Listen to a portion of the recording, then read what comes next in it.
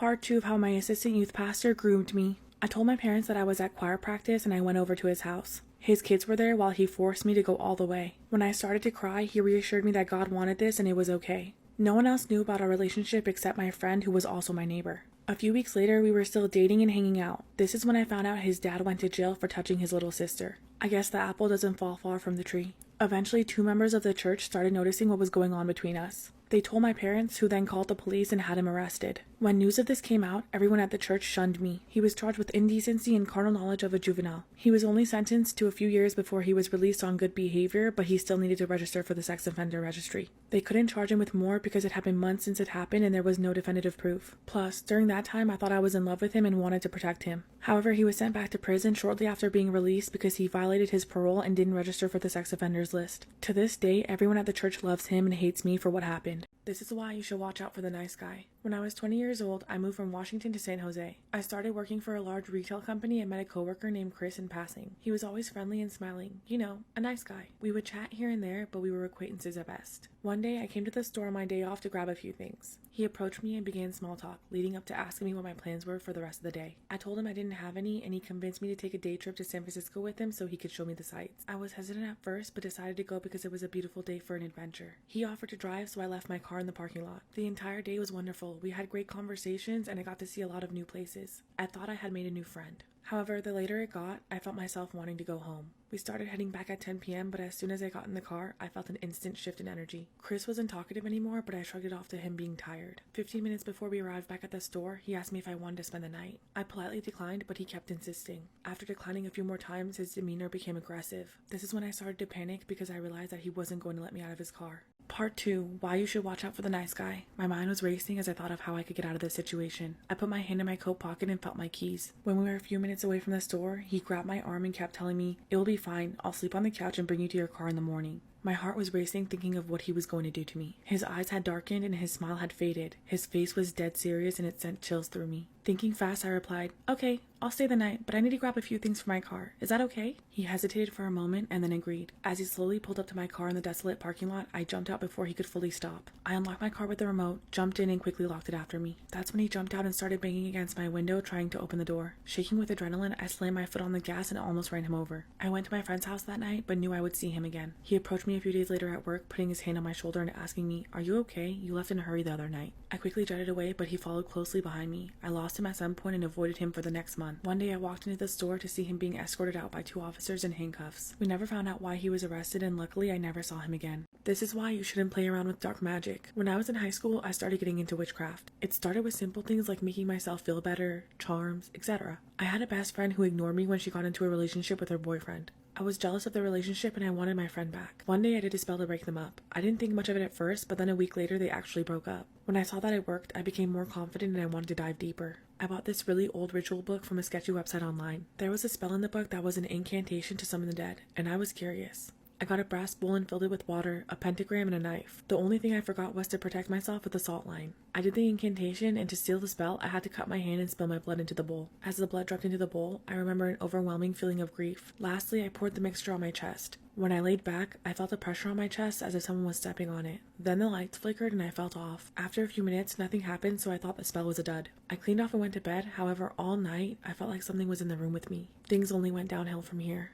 Part 2 of why you shouldn't play around with dark magic. Over the next few weeks, I was feeling really off. I had virtually no appetite, I was extremely weak, and I was losing time. I would find myself zoned out for small periods of time and then realize what was going on a few minutes later. Another thing was that the cut on my hand wasn't healing. I ended up texting my best friend whose dad is a pastor. I explained what I did and how I was feeling. They lived in the mountains and he told me to immediately go visit them. When I arrived, they both instantly noticed that I looked depressed and there was something off about my usually pleasant demeanor. Since our families are religious, they were pretty upset with me for what I had done. They ended up having to do an exorcism on me that very night. Apparently, the ritual I had done was summoning a spirit to come inhabit my body and I had willingly gave it permission. The moment they cast it out, I gasped for air and felt a weight off my shoulders. It was like taking a deep breath after an uphill hike. I had a crystal that I used as protection. They used it as a vessel to bind whatever was inside me to it. The crystal was light in color prior to the exorcism, but afterwards it was a smoky gray. They drove me to a cliff in a secluded area and I threw the crystal over the edge. Over the next few days, my appetite slowly returned and I felt normal again. I've stayed clear of witchcraft ever since. Storytime about how I got a bloody nose on a Tinder date. I met a cute guy on Tinder who was 7 years older than me. He wanted all the same things I did in a relationship, so we decided to meet up. He was sweet at first, but then he started drinking and his friends started to wish me good luck. Let me just say that I'm 110 pounds and he was a 230-pound bodybuilder.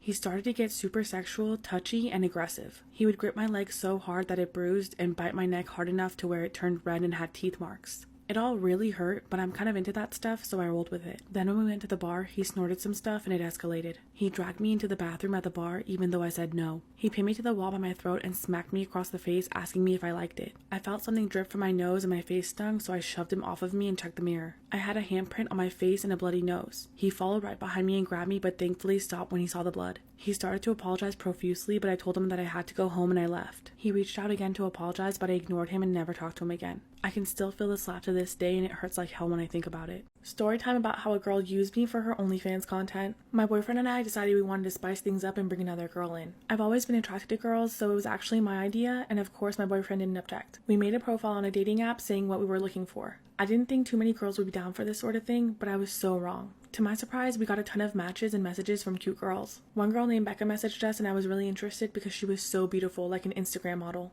We started messaging back and forth for a few days, and then we decided to meet up downtown at a club on the weekend to get drinks and have a fun night out. I asked her for her Instagram to make sure she was legit and her profile checked out. The night came to meet up and she looked just like her pictures, a total baddie. We got drinks and started talking and she seemed really cool. A few drinks later, we were dancing, and a drink after that, we were all making out. We were having so much fun, and we stayed until the club closed at 2 a.m. We were planning on going home, but Becca insisted we come to her place for a drink and hang out some more. She hyped us up, and we agreed. We got an Uber and caught a ride together to her place. This is when things got wild. Part 2 of how a girl used me for her OnlyFans content. We pulled up to her place and hopped out of the Uber. She showed us in and made us a really good drink that kept our buzz going. One thing led to another and we ended up in her bedroom. She asked if we wanted to hook up and we agreed. In the middle of the action, she asked if we wanted to make some videos for fun. I was a little hesitant, but she insisted and said that it would be exciting. I agreed, but only if they were recorded on my phone, which she agreed with. I started recording and got some really good content. The next morning, I woke up with a text from Becca saying how much fun she had and asking me to send her the videos we made. I sent them over and she immediately blocked me on everything after receiving them. I was shocked. I told my boyfriend that she blocked me and grabbed his phone to see if he was blocked as well. I checked her Instagram and saw that she posted a story update 2 minutes ago. The story said, "New threesome videos on sale on my OnlyFans. DM me for the link." A few minutes later, my boyfriend was blocked on her account as well. I couldn't believe she used us for OnlyFans content and was profiting off of our goods. Luckily, our faces and tattoos weren't in any of the videos we sent her. Looking back on it now, it's kind of funny, but to this day, I still think I deserve half of the money she made off of those videos.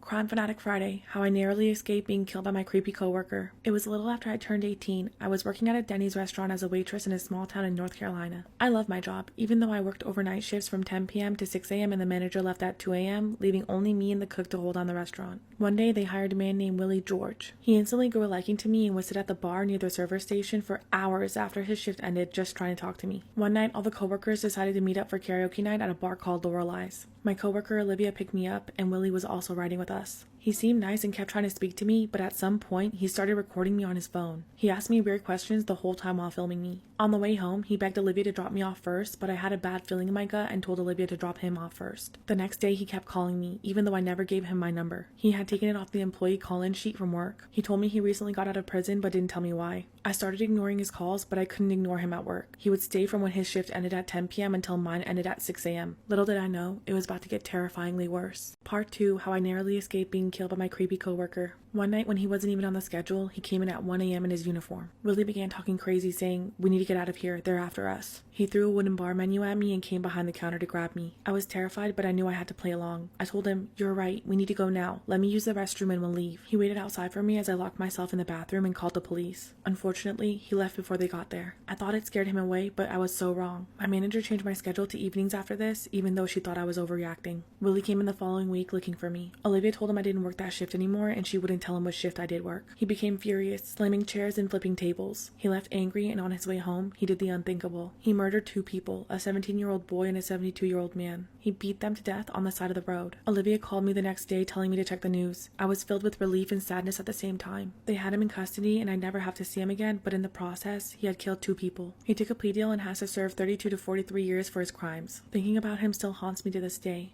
Story time about how I befriended a sleep paralysis demon. When I was just a little kid, I started having terrible nightmares that would wake me in the middle of the night. I would reach out into the darkness, crying for help. It was always the same horrifying nightmare over and over again. It got so bad that I didn't want to go to sleep. Most nights, I would just stare out of my bedroom door. This all changed one night when a solid black figure appeared before me. He was dressed in a cloak and a flat coat. Whenever they're passing with you, there can be a good time after all the shit that we have been through.